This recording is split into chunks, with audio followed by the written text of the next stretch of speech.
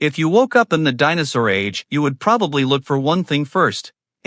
Rex. You would scan the trees, listen for footsteps, and try to remember everything movies taught you about giant teeth. But that would be your first mistake, because long before a giant predator found you, the world itself would start trying to kill you. The water, the plants, the insects, the heat, the dark, even the air might feel wrong. So the real question is not, could you survive the dinosaurs? It's this: what would kill you first? First, we need to fix the biggest lie in your head. There was no single dinosaur world. Dinosaurs lived on Earth for about 165 million years. That is so long that Tyrannosaurus rex lived closer in time to you than it did to Stegosaurus. To Rex, Stegosaurus was ancient history. So if you say, send me to the dinosaur age, that is like saying, send me somewhere in human history, and not caring whether you land in ancient Egypt, the Roman Empire, or modern New Jersey. Where you land matters. But let's make it simple. You wake up in the late Cretaceous, somewhere in what will one day become North America. No phone, no shoes made for the terrain, no antibiotics, no map, no idea where the ocean is, and no one is coming. At first, it looks beautiful. The sky is wide, the air is warm,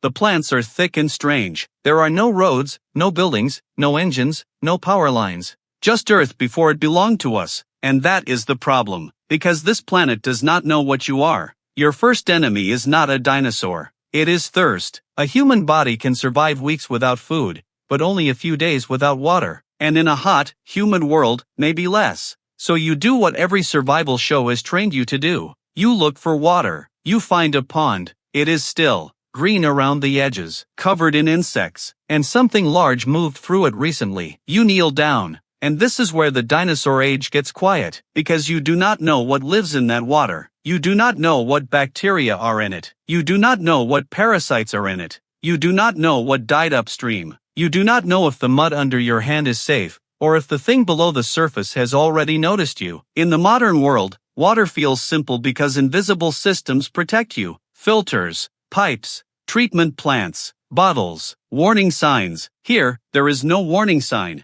There is only thirst, so maybe you do not drink. That buys you a few hours. Now you need food. And this is your second problem. The dinosaur age is not a grocery store. You look around and see leaves everywhere, but most leaves are not food for you. Some are toxic. Some are too fibrous to digest. Some belong to plants your body has never encountered before. Depending on where and when you landed, the ground may not even look like the world you know. For much of the Mesozoic, landscapes were dominated by ferns, conifers, cycads, horsetails, and ginkgo-like plants. Flowering plants spread later. Grass existed by the Cretaceous, but the soft lawns and endless grasslands in your head are mostly a much later world. So you cannot just grab berries from a bush. Many familiar fruits do not exist yet. Many familiar nuts do not exist yet. Many familiar crops definitely do not exist yet. No apples, no corn, no wheat field. No supermarket banana waiting under a giant fern. You are surrounded by green life, and almost none of it is obviously yours.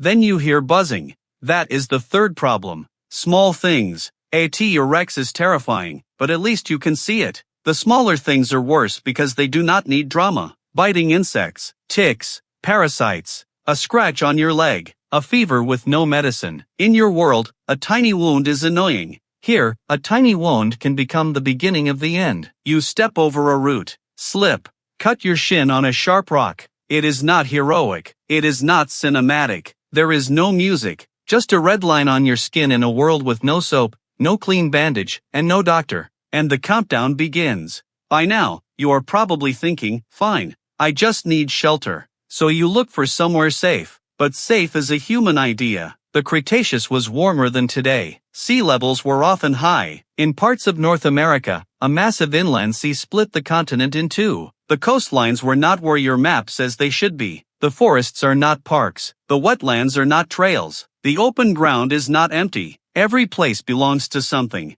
A nesting site, a feeding path, a watering hole, a territory. And you do not know the rules. You might choose a dry place under trees and accidentally sleep beside a game trail. You might climb a slope and expose yourself to everything below. You might hide near water because it feels safe, not realizing that water is where thirsty animals come after dark. And then the sun goes down. This is when the fantasy really ends. Because modern humans are terrible at true darkness. You know night with streetlights, porch lights, phone screens, headlights, the little red dot on a charger across the room. This night has none of that. When the light disappears, the entire world changes shape. The trees become walls. The air fills with sound, and every sound asks the same question. Is that wind? Is that prey? Or is that something hunting? You cannot sleep, because sleeping means trusting the world for 8 hours. And this world has done nothing to earn that trust. Maybe you try to make fire, but fire is not a button. Fire is skill, dry material, time, practice, and luck.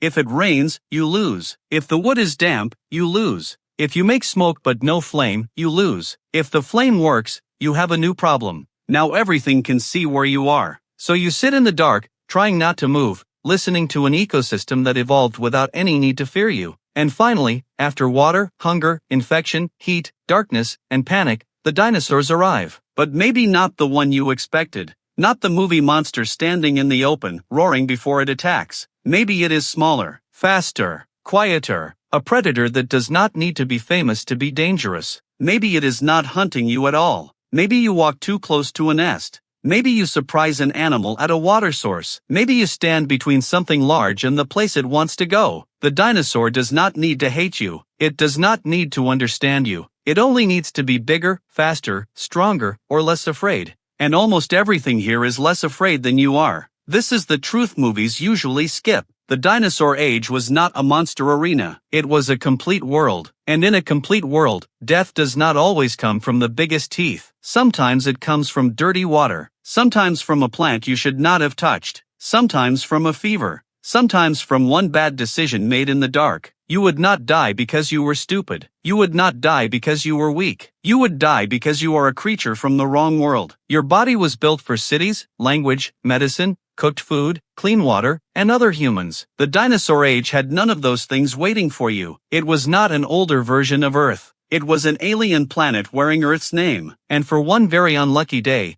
you would be the invasive species.